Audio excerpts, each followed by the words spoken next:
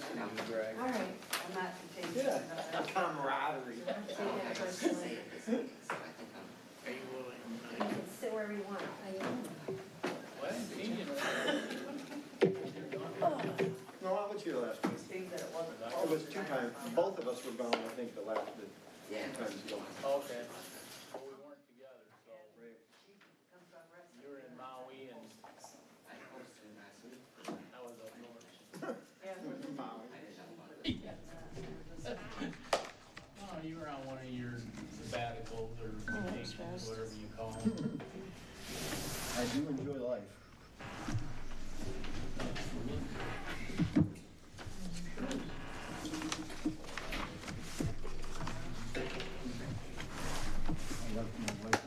Thank you, Casey. Since it's 4 o'clock, I'll call to order the Joint Planning Commission and Moratorium Committee meeting to order. And if you would join me in the pledge, please. The moratorium committee meeting is called to order as well. Yes. I pledge allegiance to the flag of the United States of America and to the republic for which it stands, one nation, under God, indivisible, with liberty and justice for all.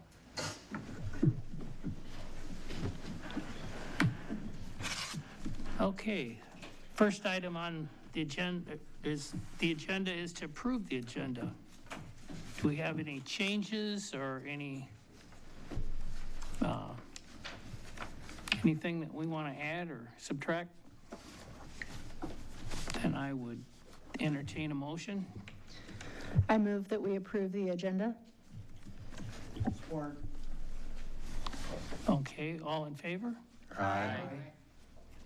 Opposed? Motion carries. The next item on the agenda is the approval of the minutes from July 10th, 2025.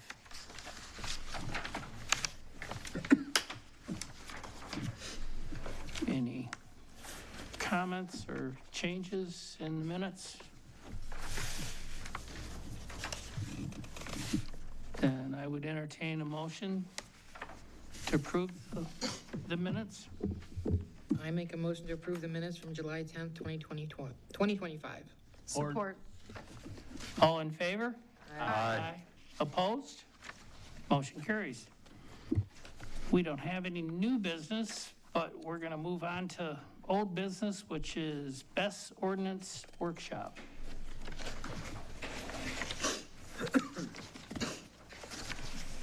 Larry, can I ask a question? Yeah, Are we supposed to have citizens' comments in the beginning, at the end too, on this also? No, it was a special meeting, so I didn't see the need to follow the same agenda as our planning commission, because time is of the essence as well. Okay. okay.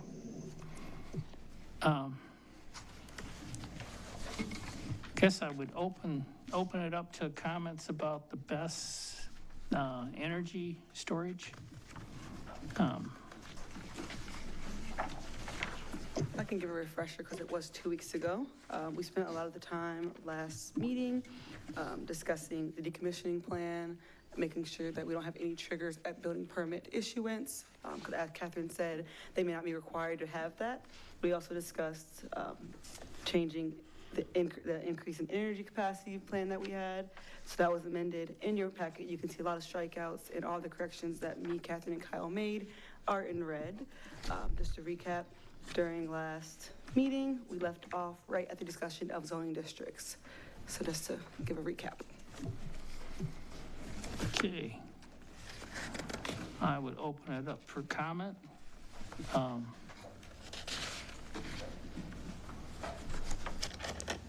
Ben, would you like to start? As far as discussion on if we want to start where we left off with Yes. zoning districts. Yes, please. I'm in favor of striking ag residential. I believe that this is more of a applicable industrial measure in industrial and manufacturing zoning. I just don't see the need to put this near people's schools, houses, daycares, and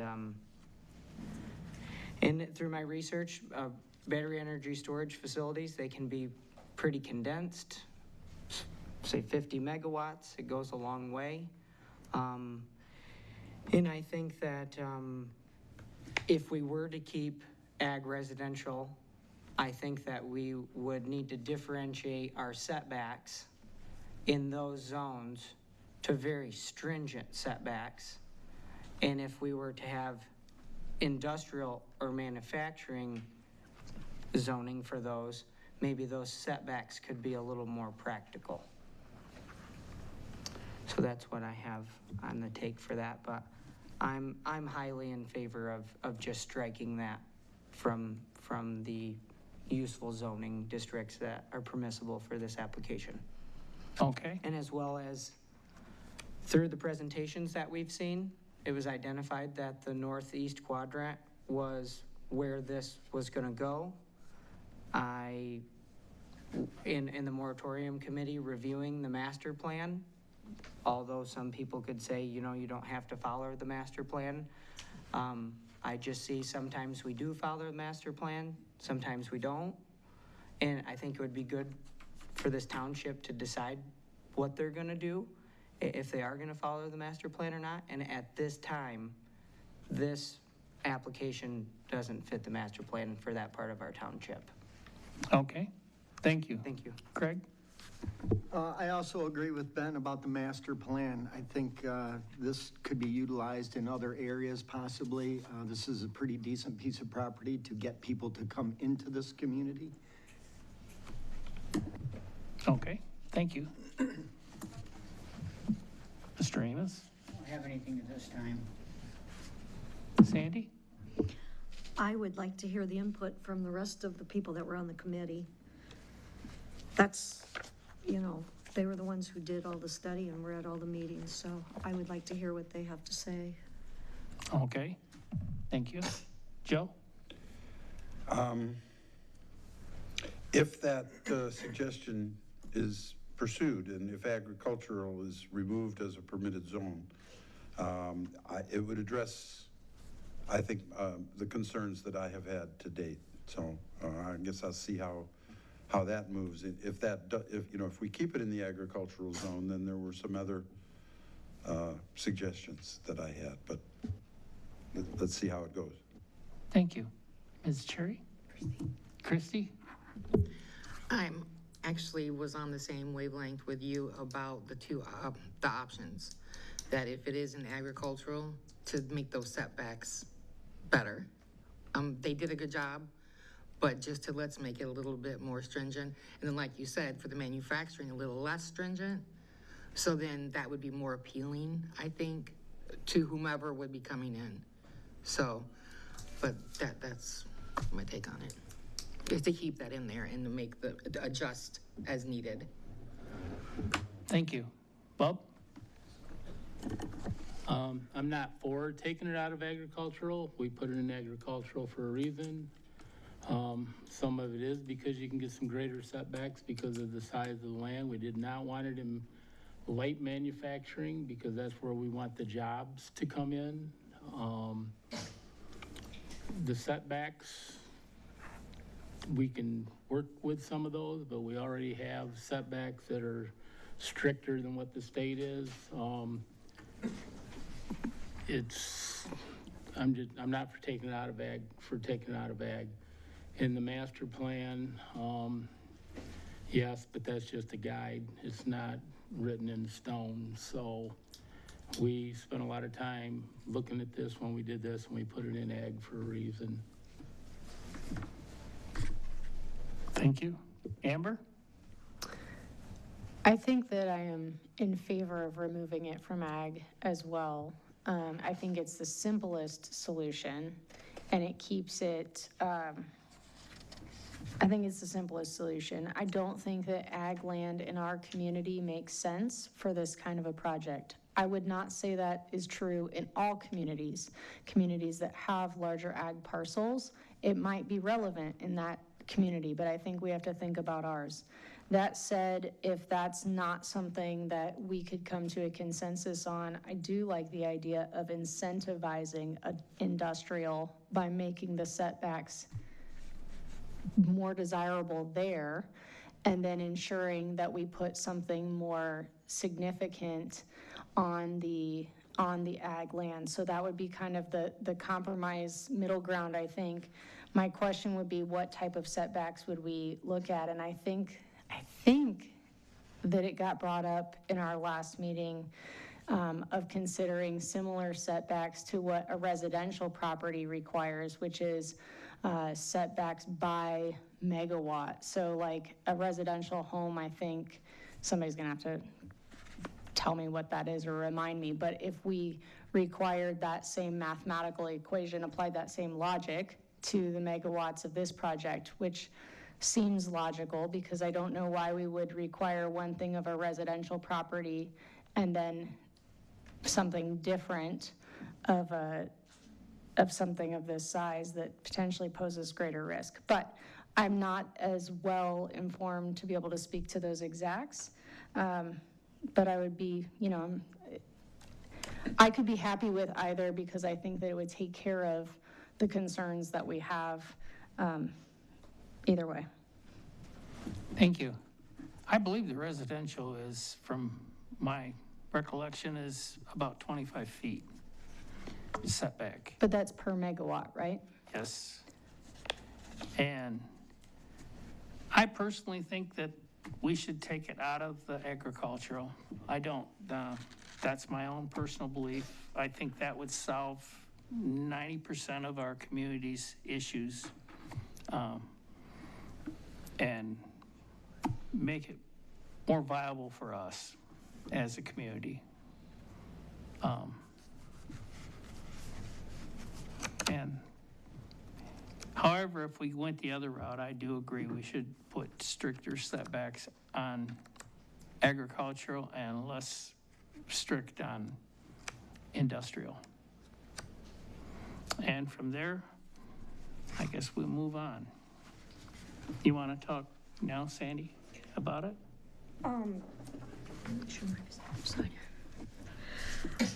I guess from the feel I'm getting from the majority of the board is to remove it from ag. But I guess my question to those of you that, when we talk about the setbacks, how far are you thinking? Or, I mean, I agree with Amber on that. I think what's good for the residents ought to be good for. So if it's let's say there's 400 megawatts, just for simple math, right? 25 foot per megawatt, you're talking about 10,000 feet. Which is yeah, it's significant, right? But why would we have different logic for a project like this than why we have, which is why I think we come back to the place of ag not being the right place, because our ag land is not that large. We have very limited ag land in this township, I believe. And using it for a big project like this pretty limits what we can do with our agricultural. Well, 400 megawatt facility will use 20 acres of land. I don't know where this 25 whatever per megawatt distance came from, other than someone in the audience one night brought it up. So the state says 300 feet. We wrote ours at 500 feet. You can't go 10,000 feet. You cannot make this a non-workable ordinance, because everything we've done for the last 3 years, if we make this non-workable with setbacks that are too steep, things that don't make sense, then we do lose some of the ability to work with this company to come through us, because they will go to the state, and everybody keeps saying, oh, they're not going to go to the state. They want to work with us. They're not going to go to the state. Other companies are already going to the state. So, and with the state's ruling, they can put it on any land they want to put it on. We went with ag for a reason, Larry, and you were in on all that also. So Yeah, I'm having a little bit of a hard time with this. I tell you, that 10,000 feet blows my 1,000 feet suggestion right out of the water. I'm not saying it's the right answer necessarily, but I think that it's something to consider when we require that for residential. I will say that I think we have to be cautious of I'm not sure this term is going to be, this is going to come off negative, and I don't necessarily mean it to be that way, but like fear mongering of the state being involved. Because I think that the state will take into account risk assessment. I think the state will take into account population density in an area. Like, it's not like the state is just gonna, rubber stamp every application that comes through. And so we do need to keep it workable for us to be involved. However, I think workable is protecting our assets and our interests. And I don't think we should not protect our interests because we're afraid of the state. I think it's our responsibility to stand our ground on what's important to us and the residents. Mr. Chair, may I? Yeah, I did watch the planning commission meeting where Mr. Weinentraub mentioned a great setback from a high populated area and 10,000 feet, and then Catherine calculates it to 2 miles, but although no one said it at the planning commission meeting, in my mind, I was listening and I was thinking in the forms of miles. I think when you are putting something in commercial scale next to where people live, have children for schools, daycares, I think setbacks are huge. I mean, that's where the safety measure is. And then if you're gonna apply a 25-foot setback for 1 megawatt to a resident, but then industrialize and commercialize, but then pull back the safety measures, I don't understand where the logic of how that math gets there. And I also, I did, when we had the presentation from the state, I was quite surprised by their process.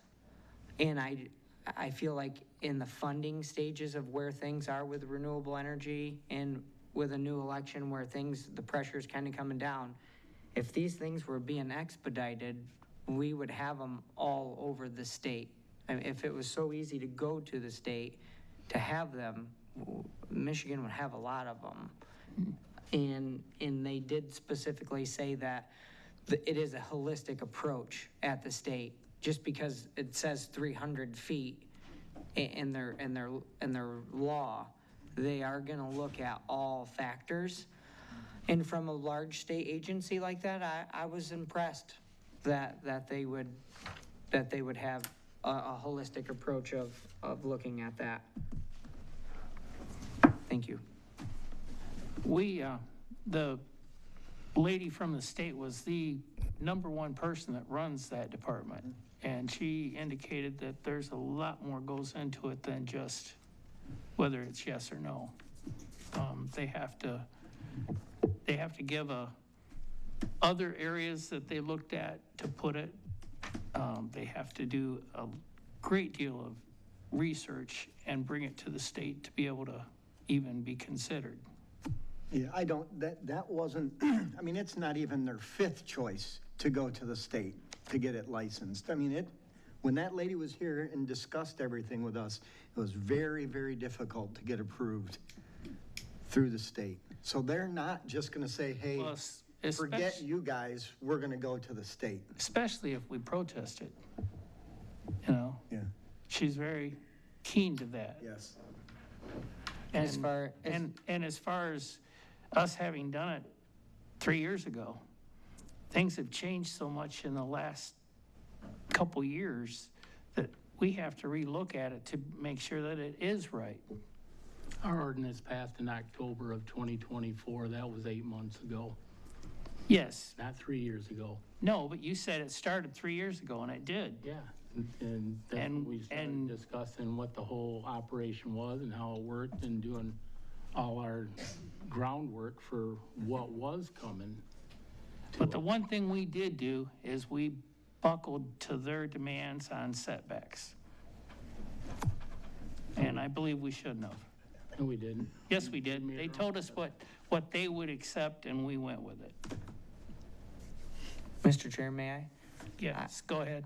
I think maybe as far as in this discussion, if we do have at some point before we move on to the next topic, to get a general consensus for the record, I would be in favor of removing agricultural residential.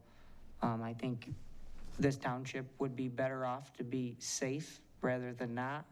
And I think that the residents, the schools, the daycares, the business owners in proximity to that, considering if anybody did look at the previous master plan and they made a decision to purchase property in this community, that on paper, we didn't mislead them. I agree. I think we should put it to a vote at this point to determine if, in fact, we would like to remove ag off of that. I would like to vote in favor of that, but I want assurance that it remains a workable ordinance. Do we have a site that's going to leave just manufacturing, or are we going to add industrial to it? Or right now, if we removed agriculture, manufacturing would be the only zone. Is that right? I think that we should add, Casey could speak to this for us, but there's maybe light manufacturing, there's I think anything that would be applicable to industrial scale size equipment in dangers, I think we should open up. If we do that, is there a site that would meet the requirements, the setbacks? Do we have a big enough site?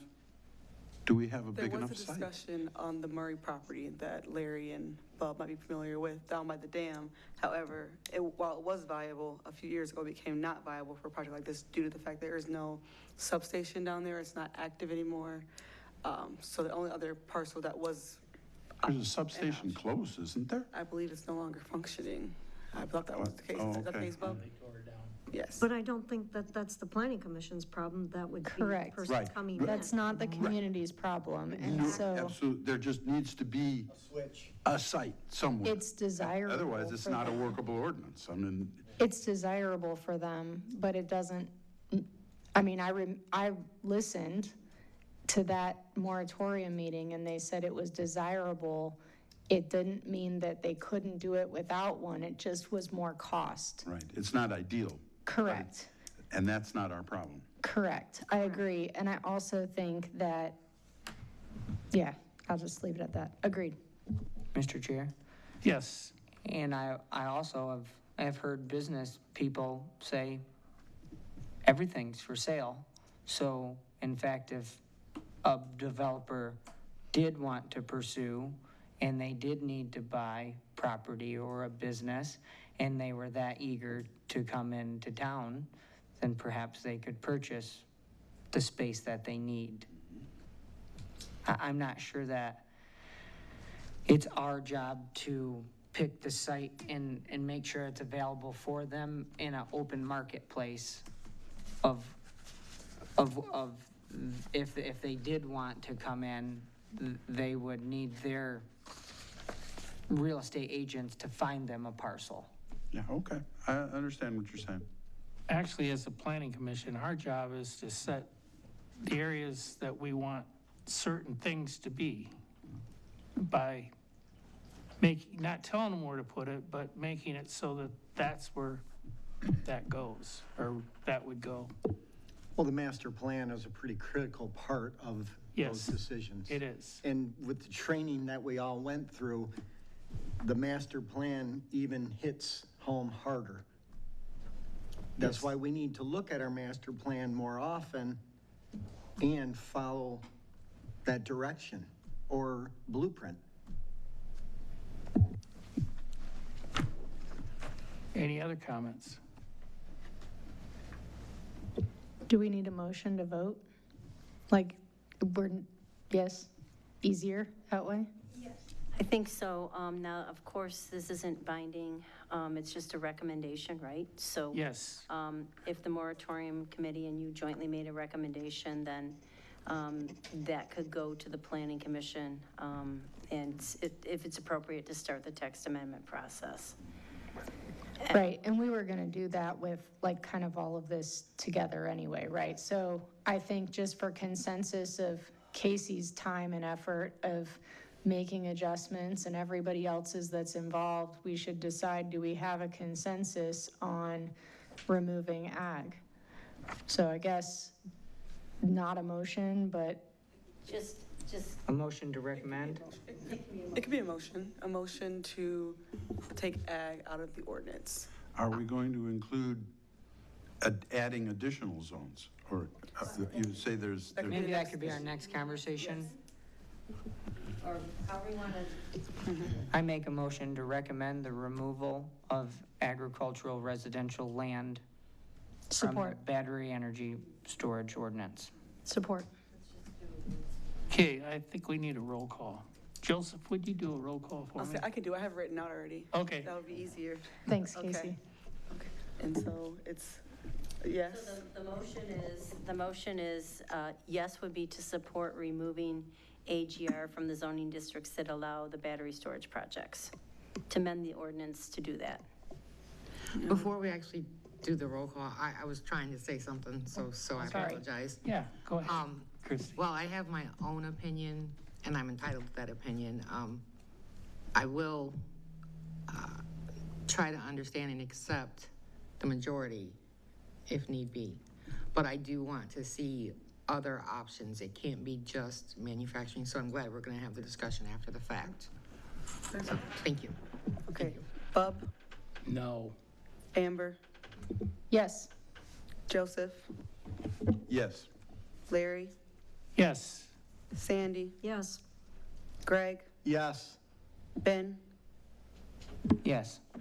Christie, No. Jerry. Yes. Motion passed. okay.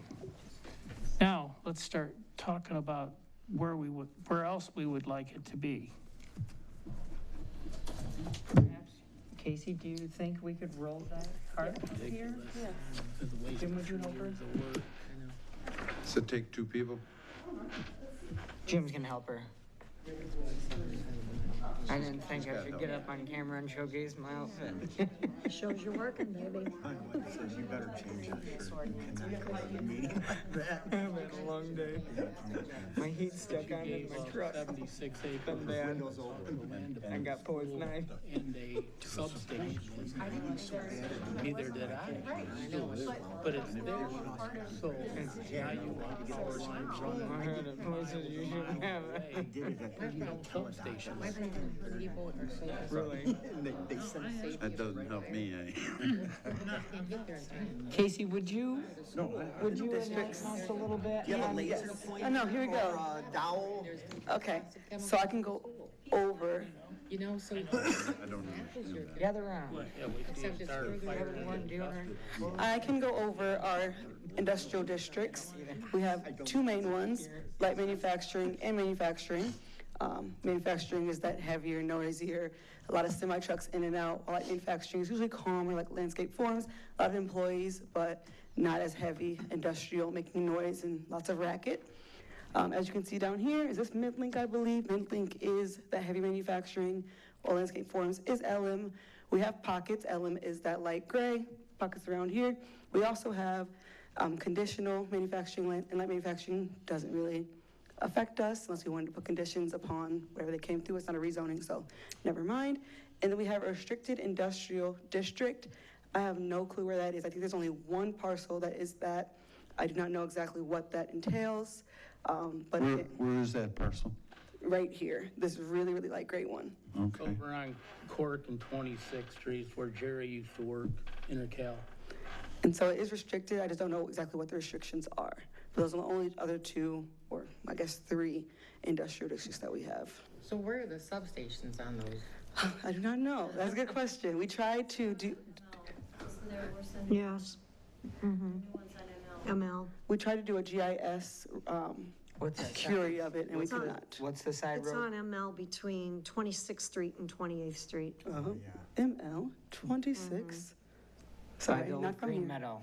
26. Yeah, Right almost next by to the old Green parcel Meadow. that we rezoned 2 weeks ago. Yeah, that's Yeah, right next to the park. Is it right here? It's rezoned for the farm, right? correct. This area? In their backyard. But they don't have the high power lines. Okay.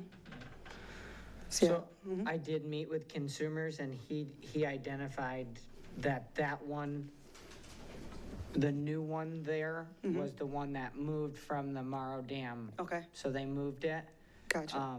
And they kept the property because they said that they don't like to give up property. So if something's outdated, they just keep the property. And that's where that one moved. And then the other substation is ITC. Gotcha. And we do have smaller substations that cannot carry a load like this. I know there's one by one of the fire stations. But yeah, as I said, it's way too small to carry a high power system like this. And Casey, as far as the light, what's Landscape Forms, what's their? Light zoning? manufacturing. Light manufacturing.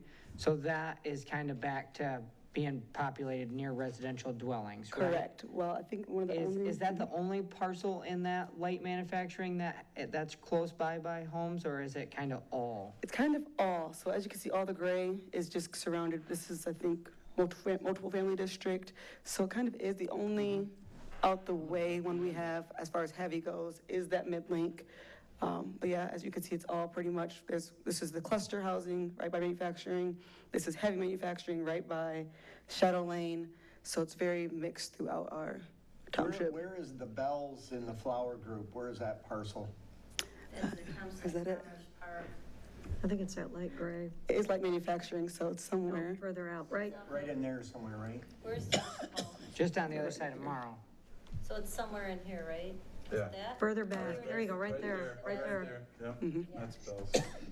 And so I feel like a lot of light manufacturing. Parcels in there? Oh, yeah, there's a lot in That's there. a perfect spot. That's a perfect spot, and that satisfies my question. And You know, there's enough room there. Yeah, let's alter setbacks, let's get it right there. Wasn't there a There's one spot left in there. Well, there's a lot of defects. Catherine Active across the street from the Commerce Park. I feel is- like across the street from the Commerce Park, we did a variance or some type of substation. Wasn't there? There's on K Avenue, yeah, there's a substation right there, it's a little one. It's a switching station.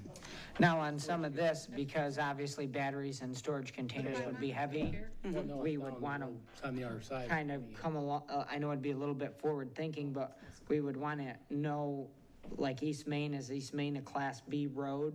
Theoretically would, you know, so if we're picking different spots, are the classes of those roads able to allow that infrastructure to get there? You A want a commerce, Class A road, right? yeah, a commerce park like that, a little bit more industrial suited would, I think.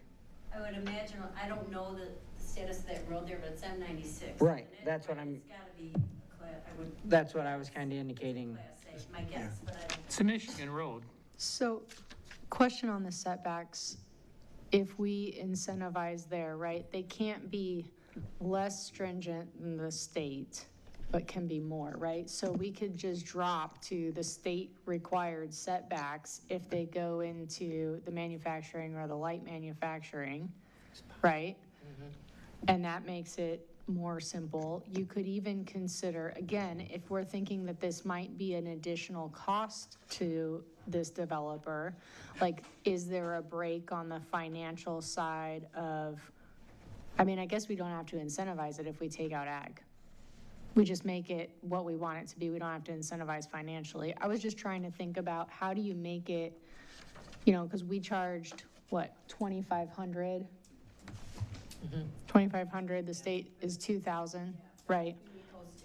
Right, so do we, like, we can think about ways there that we can still make it workable, and we're getting what's most important, which is getting it out of, safety is getting it out of the residential space. Council, I have a question.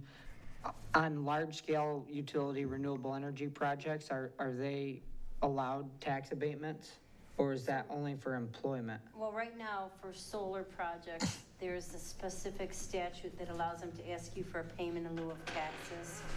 There is legislation on the battery projects right now, but it has not been adopted into law yet, and that payment in lieu of tax. This allows them to come ask you if you'll agree to accept, I think it's $7,000 megawatt per year over the life of the project versus the regular tax structure, which is heavy loaded up front, but when you hit like 12, your 10 to 12 depreciation then takes it down. So some communities are doing solar PILT approvals.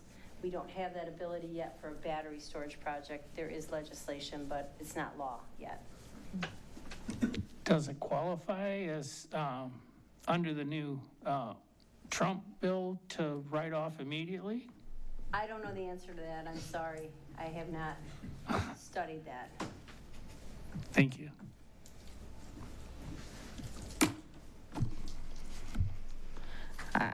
I just share similar concerns to the proximity to where people live. So I think a way to address that would be in talking what of those different options, light manufacturing, if any of them, are less populated with residential dwellings.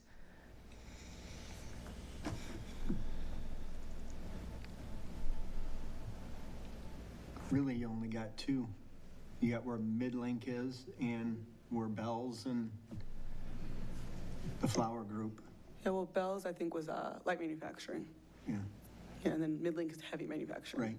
But those are the less residential areas. Could you put could there be could there be variable requirements if say, for example, there's light manufacturing and there's no residential dwellings, that a setback would be different than if there were? An overlay?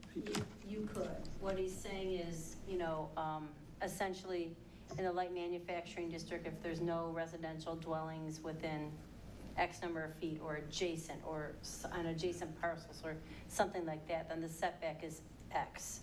And if there are residential dwellings or within so many feet or whatever, or the other high intensity, the uses that you wanted to protect, the school, a daycare facility, a nursing home, a hospital, then there would be a different setback required. And, and we should probably, if we do that, we need to go back into our purpose section of this ordinance and specifically, really hit up the part about, public health, safety, and welfare, and that we have made a determination that certain land uses should have additional setbacks in order to protect, the users or residents or users or whatever, some type of language that acknowledges, although we have different setbacks, there's a reason why. And that, so to justify why there would be different setbacks in different cases. And we probably have to think a little bit about that. I don't have off the top of my head what it would be or what distance, out with no houses would be okay, but I think you could do that. Well, at the end of Bell's down there, where the one lot that is left, just to the east of that, you have the soccer fields, the ballparks, and just to the east of that is the Fleetwood plat. So when they actually did Bell's over there years ago, we had to put a buffer up over there, build a berm, and put trees down through it to isolate it from the soccer fields and whatnot. So you want to don't want to put it next to a school, but you put it next to a soccer field that might have 2,000 kids on it on a weekend. So that's not an ideal location at the Commoners Park if you know the layout of the park and the land around it. At a soccer field, all of the parents transport them and they have their own means of transportation. At a school, we're reliant on evacuating a school with public transportation, and nothing like hopping in the soccer van and scooting and boogieing on out of there versus if you were in a school. But can you imagine the chaos? Yeah. And with schools, and they have a fire, they still have to wait for the buses, they still have to go across the street. There's still a lapse, a time frame lapse. It would be no different between that and... They have their own evacuation process. The difference is the chemicals. There's a ton of chemicals in school buildings. Well, we could In move building a soccer materials. field, can't we? What's that? We could move a soccer field. That's the county park, isn't it? Yes, Kelsey County owns it. And everything's for sale. Apparently not. Everything's for sale, the right price. What's the fire station that we're meeting on that street right in front of the, It's right in front of the Commerce Park. what's it zoned? How many acres is it? It's not that many acres, is it? For the fire department? Yeah. No. No, that's why they're building down the road. Yeah, because it was too small.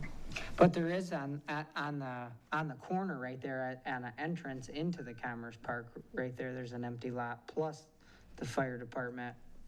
There's not 20 acres. But there's a few businesses in there that would likely sell if they were asked. I would say.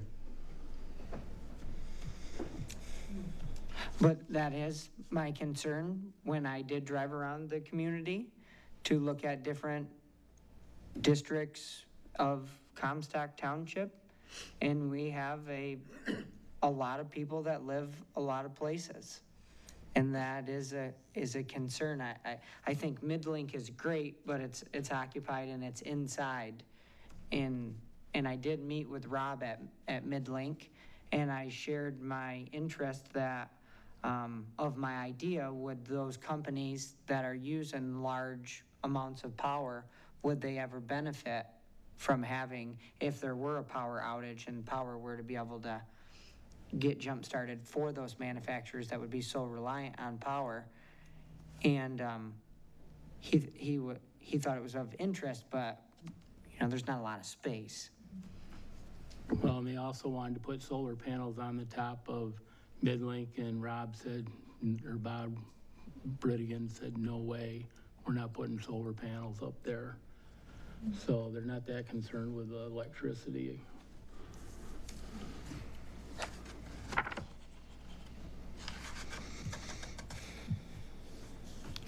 Have we been able to identify, is there a district, whether it's light manufacturing, or industrial, that's a little bit more away, that doesn't have as much of a population of residents? We only have around 3 big manufacturing parcels. The Murray property, there's one by Shadow Lane, that rectangle one, and then Midlink. So as far as viability, so I don't know. Manufacturing is where the jobs are, so they usually buy residences so people don't have to commute far. And that's the mindset with putting LM surrounded by residential houses.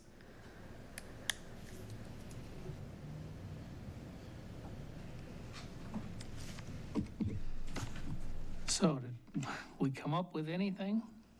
Shall we go around the table here? Sure. Amber? I think I would be in favor of, I think we're going to have to open it up to potentially light manufacturing also. Like, I don't know that that's, if we want to, it's a give and take. This whole situation is going to be a give and a take. And so if we want to take ag out, we got to give light manufacturing. But I do think, I like the idea of being able to stipulate setbacks based on surrounding things, right? So being able to say, okay, if you're going into a space that's close proximity to a resident or a school, or, insert the things that we're concerned about here, then your setbacks are X. If you go into a property where you don't have those risk factors, then drop it to the state minimum and incentivize them to go where we feel safest for them to go. Bob? No, I'm standing firm where I believe, and Okay. Christie? But that's the same thing that we suggested for agricultural. It was the same thing, set the setbacks a lot further, and then for the manufacturing, so we're just repeating the same thing, just in a different section. So why take out ag if we're gonna do, you know what I mean? Yeah, I do. It's a fair question. I think what comes to mind for me initially is, from an ag side, that is land that can still be used for agricultural purposes also. It's not just residential space. Whereas in these manufacturing areas, a lot of it has already been concreted over. It's not prime farmland. It's not things that could be used for ag space. And I think, I don't know, the one thing that's true about land is there's not any more of it, and there never will be than what there is, right? And so there is some value in preserving some of that that's prime and able to feed us. So if we find one in light manufacturing, is there enough space? I mean, because they needed, how much, do you know how much like space they needed? Just, I know we're not going with, Well, the parcel they looked at was 76 acres. They were gonna use 20 acres of it. 20. And they were gonna still lease the other parcel or part of it out to let them still farm it. So they're going to use 20. Is there one big enough for that? I did not know the parcel manufacturing breakdown. We looked at it Okay. a while ago with Ben, but I think we looked for parcels that were 10 or more acres, and the list was not too long. And 10 acres won't do it. Okay. Joseph? Yeah, I don't have, I don't have a suggestion as far as an additional place to put it. Light manufacturing would include what areas? All the light gray. So Landscape Forums, Commerce Park, Etna. It's this color, right? It's the light Yes. gray, yeah. Yeah, Yeah. This, And a lot of them Yeah, are already filled. this. yeah, I think it'd be appropriate to include that in the zone along with manufacturing. Kevin?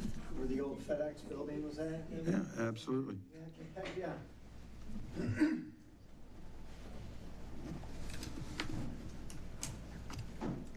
Sandy? Sorry. I would be fine with light manufacturing. That's the next logical choice. And I agree with, if it's gonna end up being where it butts up next to a housing plat, that the setbacks would need to be more on that side. And I definitely know for a fact they do not make any more land unless we're going to Mars or the moon. So we do need to be able to feed ourselves.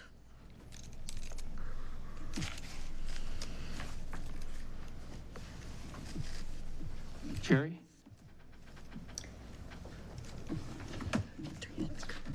Yes, I do. Thank you. Yeah, I can see this as a tough problem, but even if you just looking at the map and not understanding the lay of the land, maybe you could put it in a corner of agriculture, if that's, if it was a small place, you know what I'm saying?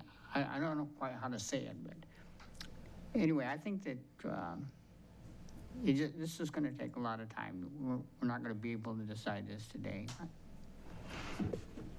Greg? I think exploring the other areas, the light manufacturing, really digging into the areas that we could possibly put this is what we need to focus on. Yeah, I think we do. Ben? I think if in our zoning and in our master plan, that these are manufacturing and industrial uses already, I think that that's our guiding map, our blueprint, and I think that these things and this type of infrastructure relates more to industrial scale, and I don't think that an application like this is a residence. It's not residential, and it's not agriculture. So I think that with some give and take, I was concerned due to the proximity of the homes, but if there is that way to put those stipulations on that, I think that would incentivize a real estate agent, a developer to get creative and find, because at the end of the day, we do the roadmap and the blueprint and the ordinance for health, safety, and welfare, but they're business people.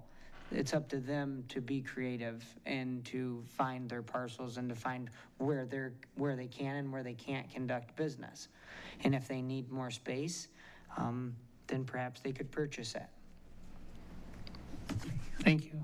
And I would say, like the Costco development I mean, that individual owned that parcel for a lot of years before it got developed. And people that are in real estate, they have a project perhaps in mind, maybe not the whole thing polished up, but they start procuring land because they're gonna do something.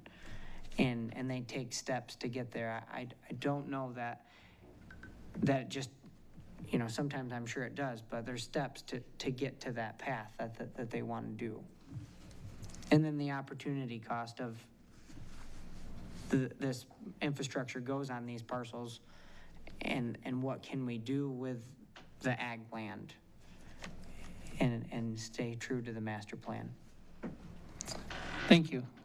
These are everything said is valid and has its own validity and is basically the issues that the original planning commission talked about. Question, Mr. Chair? Yeah. Council, how would you advise our conversation to direct you on how to do something like that? Well, you would have to tell both Casey and I and Kyle, you know, what is it you're looking to accomplish, and then we could, you know, try to draft something that you could respond to if that's what you wanted. I mean, you know, minimum acreage size and, you know, or do we just not have a minimum acreage size for this and let the person find what parcel works for them? If they can meet the setbacks, that might be the wiser way to go.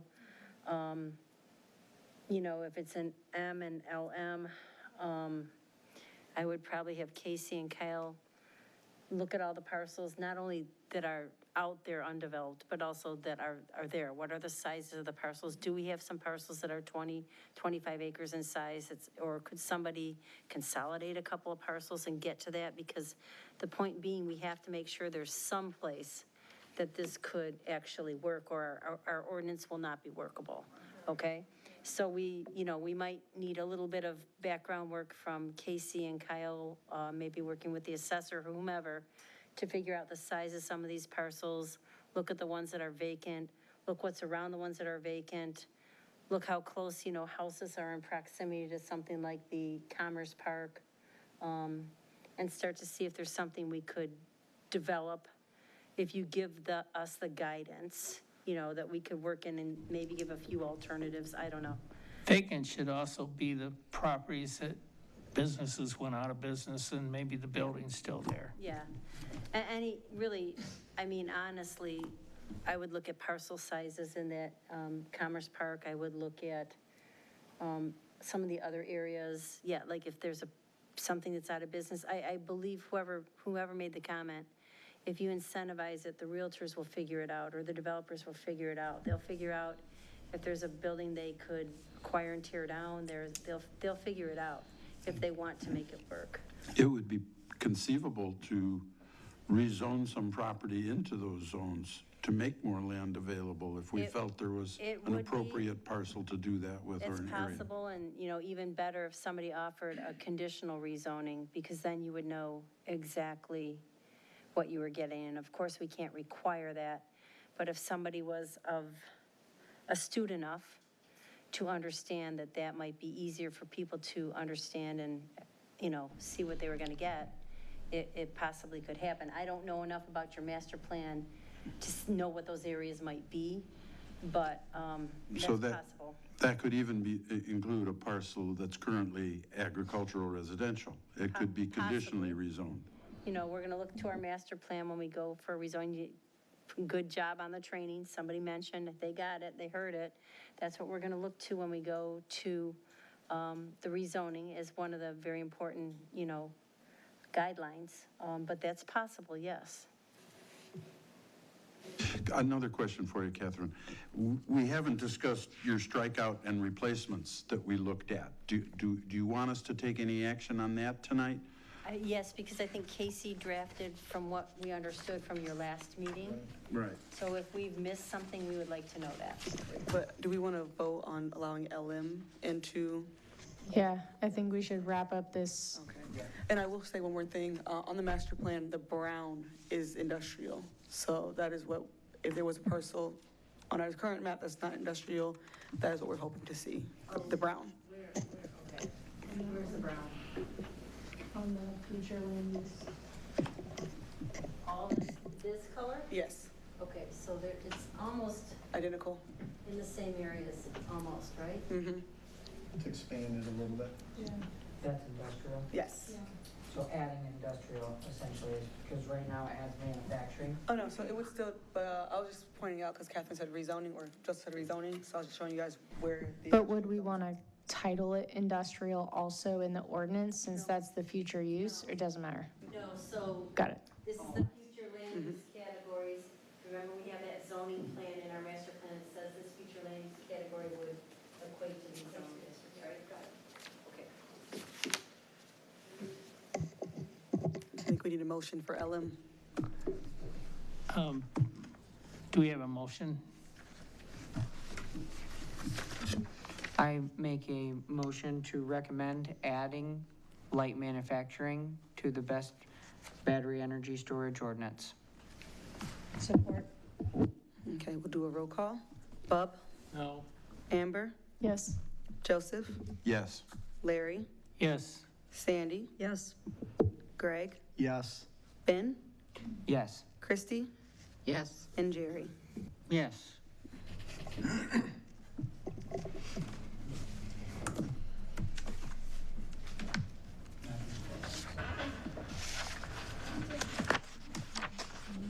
I guess if we wanted to go bit by bit through the strikeouts and updates, they begin on page 6. I just want to make sure that this was what you guys were intending for me to have written down on these strikeouts. Page 6 starting, right? Oh, sorry, well, page 6, the ordinance, page 14 of our packet. Oh, yeah, there you go. Yeah, I seen 6, so. I have a question. We had talked about, and maybe this doesn't, maybe it was decided that it didn't matter.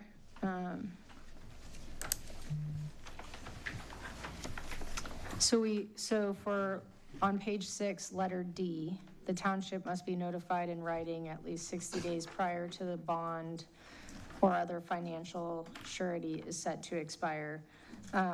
We talked about there being some accountability if they didn't, something that puts that back on them so that it's not something that township staff has to chase. How would we phrase that, Catherine? Okay, so are we, and I don't remember exactly what we discussed last time, but, okay, so they I must. can summarize the thought process That for would you. be great. Okay, so we had talked about, you had mentioned that we were unlikely to get a bond in whatever eternity, I don't know what the word was, but a bond that said it was forever good. And so, thank you. So it was likely that they would be for X amount of years, but then you have to chase if it expires, and then there's the financial responsibility of if it does, how do you get a new one, or all of those things. And so I just thought there should be some accountability for them, potentially in a financial burden, that puts that on them to make sure they stay up with that. You know, either we say something like, failure to provide such notification is considered a violation of this ordinance, something like that, because if you violate the ordinance, we have the ability to revoke the special use approval, right? So, I don't know if that's what we're getting at, but there should be a penalty if they let a bond lapse, because if they let the bond lapse, then we are not holding any money in order to decommission. If there's no penalty, there's no reason for them not to worry about it. Well, they will, it will get lost in the shuffle at some point, probably, so, Yeah, you know. there needs to be a penalty. So if you want, you could add right at the, after this part that's in red, failure to provide notice as required written notice as required at least 60 days before the bond expiration date is a violation of this ordinance, something like that. And that would allow, at that point in time, if it happened, you to start the process for revocation of their special use, which Obviously, you have to give them notice, and they get the chance to respond. So at that point, they'll probably come and replace the bond. But I don't like to have, like you said, staff people trying to make sure that that never falls by the wayside, essentially. So does that work for everybody? If we did have to use any enforcement to enforce that, would that cost us legal expenditures? And how do we do it in a manner that, because they made a mistake and now we're trying to enforce something, we're paying for it? We would be paying for it, at least initially, but if they have a $40 million project sitting out there making electricity or storing battery storage or whatever, they're gonna want to come into compliance. I would imagine, my best understanding would be fairly quickly. Would it be reasonable to issue them a penalty Well, to cover our so administrative what or we would legal do is, costs? the way we enforce the whole zoning ordinance, right, is through a municipal civil infraction. I would imagine we'd send them a letter first saying, pay up, you know, you're telling me this is gonna lapse within 60 days, I need the new bond in here now, okay? And then if they don't do that, then we could go through the violation process of the zoning ordinance, which is municipal civil infraction, but also notice to revoke special use approval. Well, this would be if they didn't notify us that it's going to expire in 60 Notify days. and also give us the new bond, I guess. Yeah, So- so I think that needs to be included. I mean, it does say that it would have to be continuously maintained. Yeah. But yeah, I think we should be clear in the language that not only are you notifying us that it's going away, but like you're still responsible for it. Giving us a new Yeah. one, yeah. We still So want the money. We can try to draft something there and bring it back to the next meeting.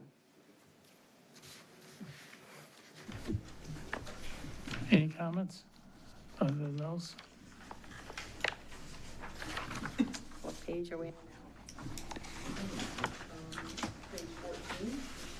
Page 14, we can go to 16. There were 2 additions here, 7 business days of special land use approval instead of building permit. I know we had a bit of back and forth on that 7 business days. Some said 10, some said 14 days. So I think the consensus was 7. And then we also modified heavily the increase of energy capacity from 20% to 10%, and then also required notification through the township zone administrator or whoever we designate at that point in time.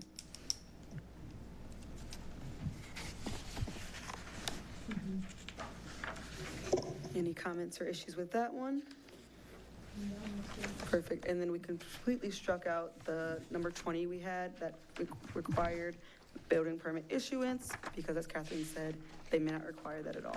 You see, one sec here, can we back up just one sec? Yes, yes. I kind of would like to see on page 8, the last sentence where it says the financial surety may also, it should, in my opinion, say shall have to be increased instead of may. May means maybe, shall means you'll do it. All right, Thank you. of course, and yeah, 20, and then that was pretty much the only strikeouts and amendments that we made from the last meeting.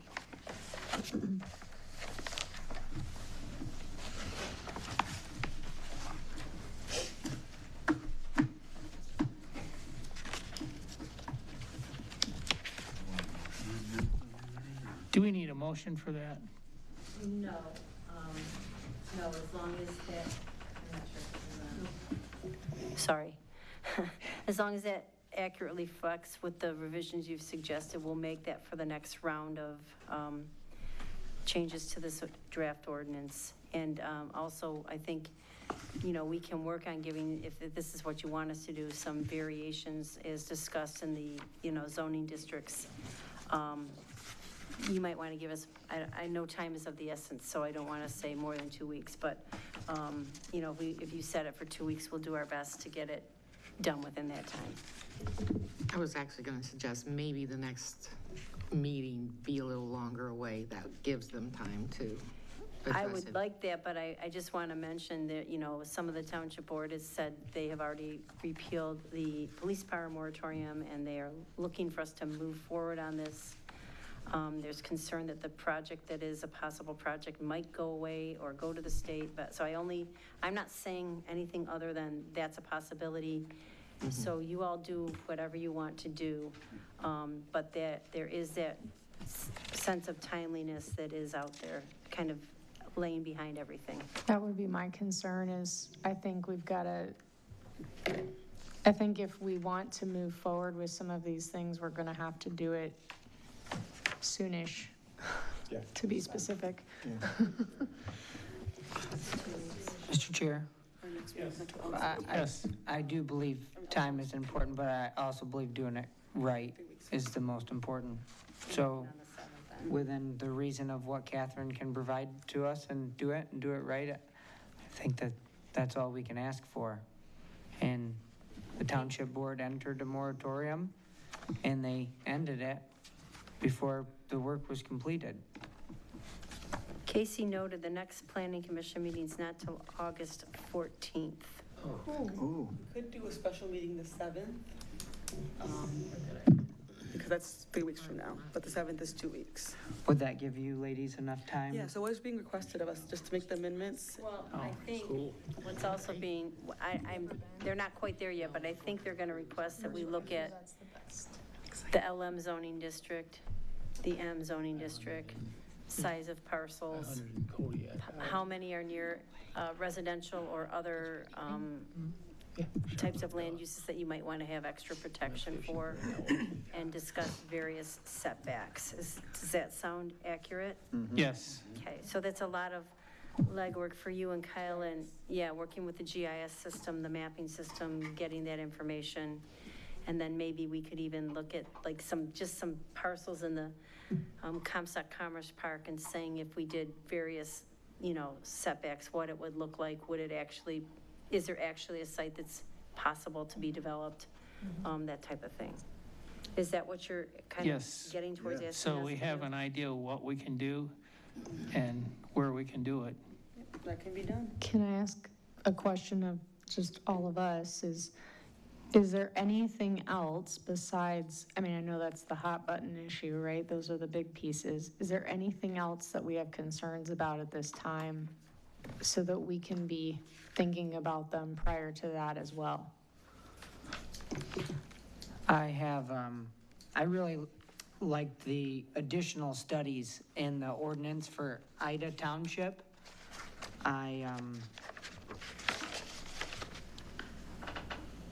Yes, Ida Township Ordinance 123-24. And they had a section of additional studies.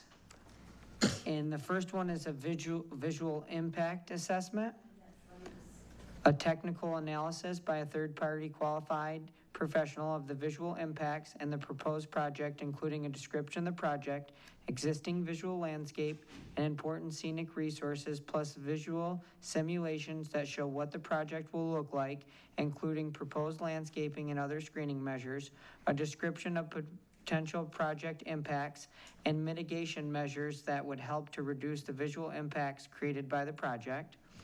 They have an environmental analysis, an analysis by a third-party qualified professional to identify and assess any potential impacts on the natural environment, including but not limited to removal of trees, wetlands, and other fragile ecosystems, wildlife, endangered and threatened species. If required, the analysis will identify all appropriate measures to minimize, eliminate, or mitigate adverse impacts identified and show those measures on a site plan where applicable. And then the other one was a stormwater study, an analysis by a third-party qualified professional studying the proposed layout of the BES and how spacing, row separation, and slope affects stormwater infiltration, including calculations for a 100-year rainfall event, percolation test, or site-specific soil information shall be provided to demonstrate infiltration on site without the use of engineered solutions. So there was 3 different studies that I thought were pretty unique and important. If we're, Go ahead. sorry, I have a question. If you're bound and determined to take out ag, is all of those necessary? I mean, because we don't require that of businesses going into the light manufacturing, do we?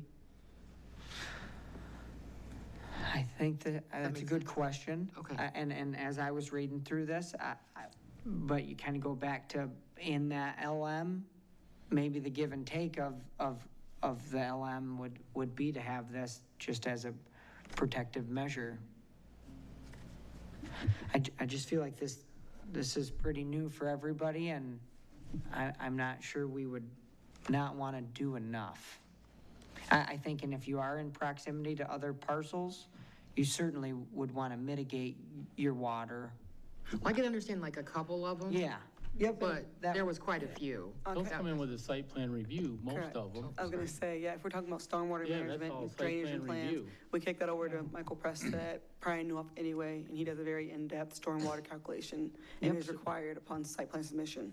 Oh, that's good. And so this would require a site plan and a special land use, so. And so by the sounds of that, then the stormwater study would be, you know, and then I guess our question for him is, does he take into consideration a 100-year rainfall event? Yes, he does. Yes. And then the next one would, I think that this is just getting a little bit more descriptive on that it's asking for visual simulations. I don't know if that's a normal No, requirement. but I will say, we also look at wellhead protection as well. So wellhead and 100-year floodplain, so there's quite a bit that goes into stormwater, but no, visuals are not required. Yeah, as I was just reading through different ordinances, I thought that this was good stuff, and if it's in ours already, then that's great. Yeah. Yeah, we handled, I think, most of that in the site plan. That's all in site plan. And you have to look at it too, if you're gonna put in light manufacturing and whatnot, and you need stormwater, retention and whatnot, your 20 acres for battery storage is not enough because you're gonna have to have site water. You're gonna need 30 acres to do everything you need to do in a light manufacturing area where you wouldn't have to have it in agricultural because the natural runoff of the water is on the land. That's kept on the land because you have to keep the water on your own land. So that's why you need the retention ponds and whatnot, which they were going to put around all the batteries anyway and go into a retention pond. But you just have to make sure that, you know, you're not going to know till you see a site plan. In these industrial settings, can the runoff water be connected to the storm drains? Let's see, so for example, landscape forums, they had to put a, I don't know what you would describe it as, some kind of basin underneath their sewer system. I don't know how it all works. It gets pretty Catch in-depth. basin. A catch basin, correct, to filter Yes. out stuff. So it gets pretty in-depth, so I'm not quite sure. But depending, like landscape forums, I don't believe is required to have a stormwater retention, however, or pond, but Sherwin-Williams was. So landscape forums is. We also have in the ordinance, number 14, all surface water runoff shall be effectively managed on site. Like, that's already there from the previous ordinance. Yeah. So I think, Might have to be big enough. But if it was connected to a storm drain and it was taken away rather than staying on site, would that be beneficial? Up on Cork Street, all the businesses across from McDonald's Towing, all their stormwater, because when Craig wanted to put that building up there, and he would do fire hydrant testing on the pumps on the trucks and whatnot. And there's an argument about, well, how are you gonna keep the water on your property? Well, all the businesses around there on Cork Street, across from Midlink, all their waters go into the storm sewers. They all go across his property underneath with the piping. He owns the retention pond back there for all of the business sites that are there. So, you know, with the argument we had, he owns the retention pond, so where's his water gonna go? Even if it went into the street, it hits the storm water, it goes to there. From that retention pond, if it gets too high, it goes down to I-94 and then back to Kalamazoo. So Correct. it depends on how the industrial plat is set up with their storm water, Yes, where ma'am. it's gonna go and how they're gonna do it. Correct. So I'm interested with 14, if that catch basin that filters things out would be adequate enough, or if they would need to have a retention pond. Yep. I think that might all be decided by Michael Presta's stormwater calculation worksheet he requires. And Brian Newhoff studied Correct. all that. Like we were working on, but I do have a question for you all. One of the things we discussed last week without really, or 2 weeks ago, without really going too deep into it, was the community host agreement amount. I don't know if we wanted to increase that from 2,500 or anything else, or at all, but I know it was whispered about it, you know, during the meeting, but we didn't really go in depth. I would leave it at 2,500. State asked for 2,000, we set it at 2,500. If you go much higher than that, now you're unworkable ordinance. All right. Perfect. Thank you. Amber, what do you think? I don't think it makes it unworkable because that's in the eye of the beholder and how much they're willing to pay. However, I don't feel like I don't have a strong opinion to increase it. Like, I don't think that it's a problem if we do, but I think, again, like in the spirit of, I don't know, I'm gonna take a stance in the spirit of like compromise, and I would rather put our energy into ensuring that where the location is what is compatible with the township than trying to get more money, if that makes sense. Like, if we're gonna give and take, that's where my priority is safety for the township. Christie? I just prefer we leave it at 2,500. Joseph? Yeah, leave it at 2,500. I think that's fine. Sandy? For me, it's not about the money, it's about the safety, health, and welfare. Thank you. I agree Jerry? with Sandy, it's about safety and health and welfare. Absolutely. Greg? I'm more about the safety also. I think the dollar amount is okay, but I'm not against raising it either. Okay. Ben? I'm fine with the $2,500, but I am concerned with the burden of fire apparatuses, equipment, any personnel. I don't know if our fire department needs specific items. I also don't know if our fire department looks at a risk analysis of the township, and if we do allow infrastructure into the township like this, if we do have to, because we have something of higher risk, if that makes us have more employees, and then the long-term cost. And one thing that I don't think that like a private entity like this should have us increase our expenditures in fire and be a burden on taxpayer dollars or resources. And I think that if there is an instance that happens there, do we have enough to cover all the other things in the community that we need? So I would be really inclined to have the developer of this company chip in to mitigate and cover the cost of what's required for the risk of their development.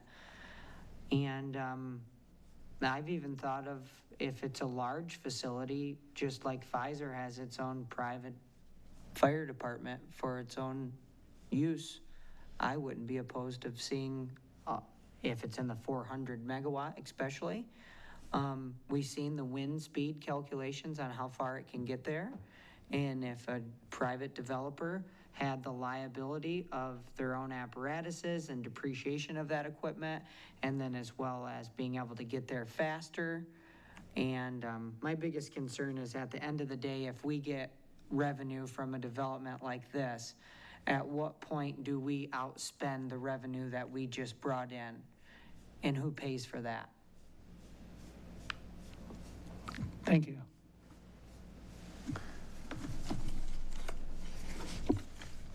I think you bring up some very good points. Nobody knows if this does happen, how long it will be in existence, and how often would updating have to be done. And I agree, is there going to be enough money there to upgrade? We all know that being in the firefighting business, things need to be kept in shape and up to date. So that you raise a very valid point that I think a few of us haven't even thought about. I do agree. I think that was one of the things that I agree for. Perhaps there's a place to write in the cost that if there is additional equipment or personnel needed to mitigate assessed risk, that's a part of, like, that's funded by the company coming in for the project, right? So like, if there are additional things that our department needs, then, I think we need a risk assessment on the fire part of it, fire safety, and I'm not sure how we do that. But we do require a final emergency operation plan approved by the fire chief. I don't know what that would entail. And then also a hazard mitigation analysis. I don't know if that would cover what you guys are seeking. Okay. It was my understanding that some of that stuff could be negotiated above and beyond the 2,500. Yes. Yeah. We did. Okay, Well- so we don't necessarily need to increase the 2,500, we could negotiate that, okay. Well, I was so, first of all- misunderstanding. No. I apologize. Negotiate's not a word we like to use. in Oh, it's terms of not? land use. What's the right word? So if there's impacts from the special land use, we can, through the conditions of, the state required conditions, or we can put conditions on it if it's going to negatively impact, things. So we have been able to get, fire trucks in other places. But that's through the mechanism of a special land use, so essentially, where we can place conditions on an approval. So we would have to have an understanding from the fire department, which we've kind of had Chief Beauchamp at a couple of our meetings already, talking Yes. about this. But if a project actually came in and applied, we would have him back again to tell us what he thinks his department needs in order to be able to adequately address this type of development. And, within reason. I mean, I've had some townships get brush trucks for solar panel developments because if those catch on fire in the fields, you need a brush truck out there. So there's been some ability. Would that be done during the site plan approval? The special Special land use. use. Yes. Special use, I mean? Yes, Right, and Okay. it would have to be specific to a specific proposal. that's correct. It couldn't be generalized, really. No, and so, different sizes of projects, different locations of projects, and that's why we will rely on our fire chief and his staff to tell us what they think they need. Yeah, and they have talked about it, and they've talked about the training, the safety, the training, and they have to follow the state fire codes for all this also. But I think when Matt said they did talk about the company or whatever company that will come in will give them the special training and the equipment they need, and then keep it updated as years go on. So, but Yeah. I guess, Matt can say more on that than I can. Okay. Could you have a general No, it's provision? written in the special use. Could you have a general provision in the standard ordinance that leads to that? That way you don't catch them by surprise when Well, they're. we have, so in here, as part of as Casey just mentioned, as part of their application, they have to have a final emergency operation plan approved by the fire chief and a hazardous mitigation analysis and plan. So when those things are submitted, and this is already in this BES ordinance right now, then we're gonna have the fire chief review it. If he needs someone else to help him review it, we'll have that done through the escrow. And then whatever they recommend, okay, we can attach as a condition. Now, I'm not sure I can get a new $900,000 fire truck out of somebody, okay? But, if there's type of equipment or, maybe a small truck, that type of thing. But, so in here already, I think Supervisor Martin is the requirements that would get us to the point. They have to produce this information, we'll see this information, and we can react to it. But on the new $900,000 fire truck, if it's not them, it's us, if we need it, right? But I don't know if we could adequately say that one project is going to generate the need for a totally new truck. And that's the analysis I can't do. I'm And not is that like a qualified to do that. third-party analysis essentially? Well, then? either Chief Beauchamp or he's going to say, I need some assistance. We'll need to bring an expert in here to help us figure out what we actually need. And if we have the escrow fee policy in place, which we do, we could have that type of expert professional assistance paid for by the developer. And again, that would be done under special exception.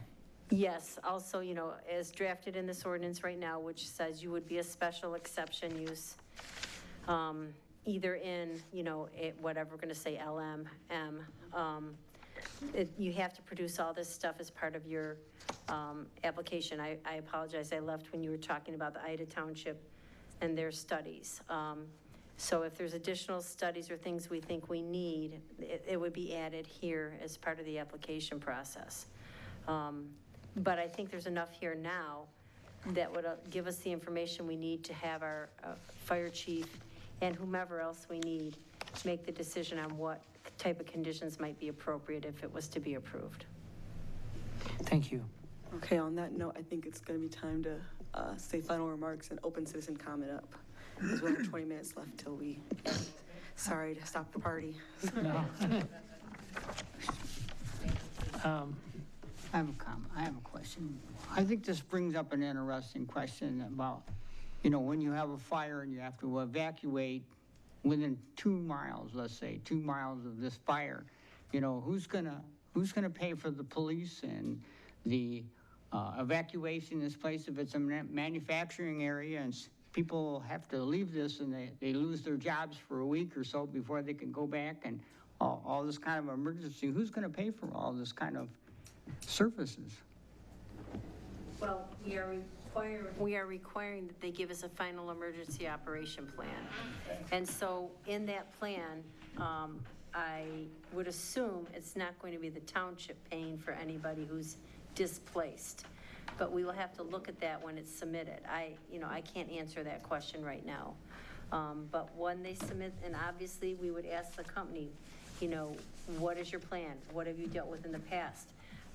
Have you had this happen anywhere? If it happened, how did you handle it and what did you do? Did you pay for people who were displaced from their homes? How long were they displaced from their homes? How wide did it go that they were displaced from their homes? Were businesses closed? I mean, those are the kind of questions I would ask the applicant. And from that information provided, you could decide what kind of conditions could be put on an approval, if that makes sense.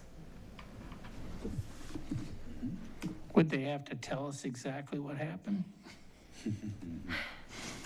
Obviously, no. However, candor in front of the planning commission is always helpful.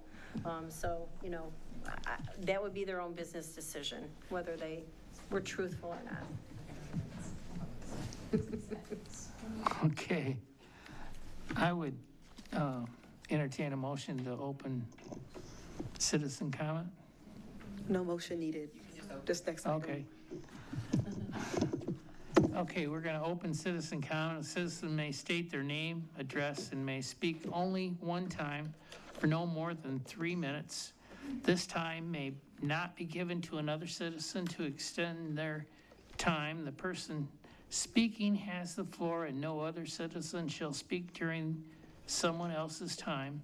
During this time, you will be making statements to the board without discussion from the board members, but you are welcome to make an appointment with planning and zoning staff to discuss your comments further. Please keep comments clean and respectful.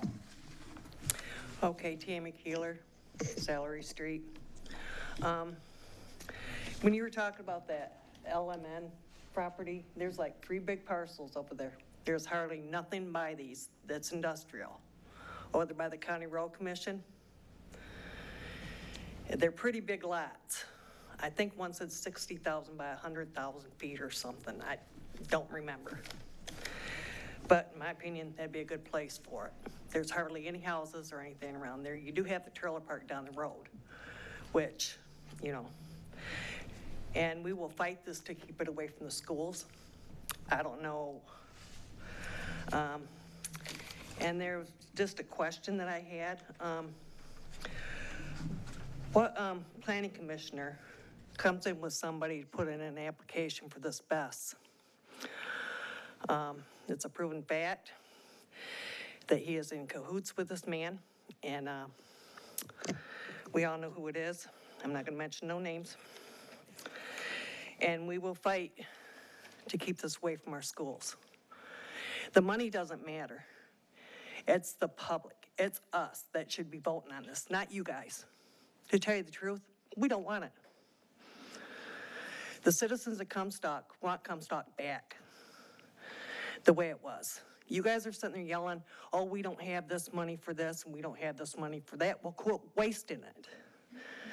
And you're not going to get something out of somebody that's from out of state, out of the country. You think these battery plants aren't foreign? They are, if you look them up. Most of the best plants, the batteries come from a foreign country. Do you think they're going to send somebody in here every week to check them out? No. And you put them by a water source, there you go. All that mildew and stuff will get in those batteries and blow that stuff right up. But you guys aren't understanding that. There are places, a lot of places to put this, not around our children and not around the residents. You guys care about the money in your pockets, which I don't see any comments. Seems 2 of these best stations already went belly up, 2024, bankruptcy. So let's see how much money you get out of these people. Look it up on the internet, you will find it. And look up best bankruptcies. It will tell you how many of them have went bankrupt already. So if you guys think you're gonna fill your pockets, sorry, not. But we're not ready for this. None of us are. Give us back our Comstock that we had. The residents lived here for years. I don't care if I am related to Ben. I've lived here for years. And that shouldn't make no difference if I stick up for him or not. I'm just tired of this controversy. Bud Sherwood has dinner with these people and everything else. Thank you.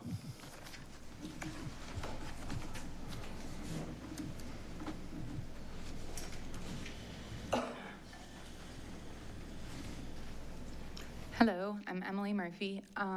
Talking about the school transportation, should we need to evacuate? I go to the Comstock Public School Board of Education meetings, and I have talked to Chavez. I'd have to look up his last name, but he is head of transportation. Actually, I have it right here. Chavez Marshall, he's the supervisor of their transportation department, and I've talked to him about what evacuation of 2 schools look like, especially one that's K through 8, and then one right next to it that is preschool, I'm not sure, kindergarten through 5th, and it's a lot, especially 2 schools. So we don't have enough buses, enough seats to transport potentially 1,000 people, because also staff need to go with these students in order to just handle the situation that is upon us. So we don't have transportation for that. We also don't have a place to send about 1,000 people roughly between the 2 schools and staff. So it's like, how are we going to get them away? And if we have parents come get them or whatever, I don't know many parents working at a school. I don't know many parents who can just come pick up their kid. Granted, this will be like worst case scenario, so I'm sure as many will come as possible, but many jobs you have to turn your cell phone in. You can't have your cell phone on. You can't get an emergency call if it's not your week to have, you know, your son or daughter. It's just, there's a lot of logistics going into it that people don't think about. But I am close with Miranda Goodrich. She's the area manager for Auxilio Transportation, and she has confirmed basically the same thing, that it's just not possible to transport that many people at one time with our fleet, and it's not possible. There's not a reasonable place for them to go to have that many people, and, well, they could go outside somewhere. There are a lot of different situations that could be happening that we shouldn't plan on, like a certain sort of situation to happen while this is in conjunction happening. But at any rate, I just wanted to bring up the bus transportation because it's not as simple. Also, there are different routes that happen. So, for example, working at YAP, we have different school buses that come in that are designated to go somewhere else, but are not, maybe have that same load happening that maybe a regular school bus might, because it is a special ed program. So they there aren't as many buses available. There are kids on the bus that cannot be taken off the bus. There are just a lot of situations. So please, I ask that as this moves forward, just make sure that you have a holistic view on the transportation of any kind of educational. Thanks. Thank you.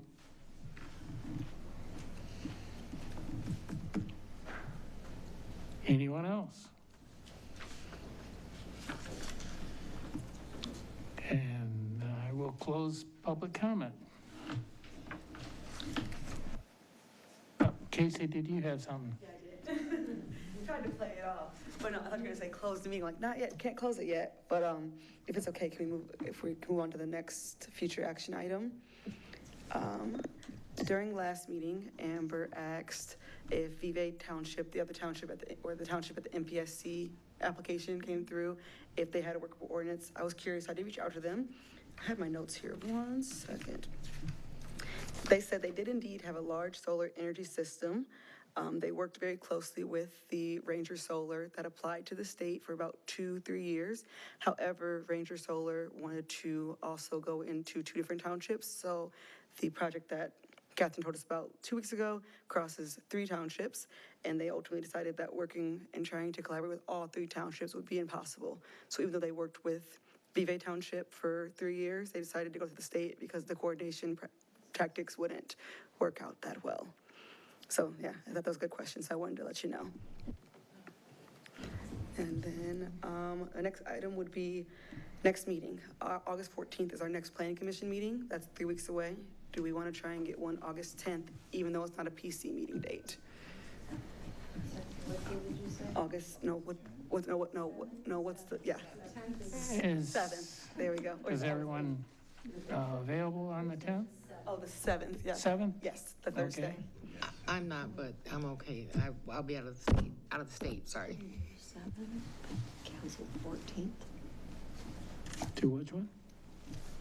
I'm just asking if we do the 7th, can we do a joint meeting again and then cancel the 14th instead of having 3? No, so we have 2 public hearings happening for rezone and special land use, and that's already On the scheduled. So we 14th? would have to cancel those and then try and, so it'd be a little Okay. coordination, but. Okay. 14th sounds pretty firm. And the next township meeting is the 18th? 18th. So we'll have 4 a weeks meeting on the 14th anyway, before the township meeting on the 18th. Correct. So August 7th. Are you feeling, Okay. is that good? Basically 4 to 6. 4 to 5:45, 4 to 6, 4 to end time, because there's no need for us to rush. But there is for me, because I have another. Okay. Perfect, thank you, guys. Thank you. I think we're adjourned. What time was that? 4 o'clock again? Yeah.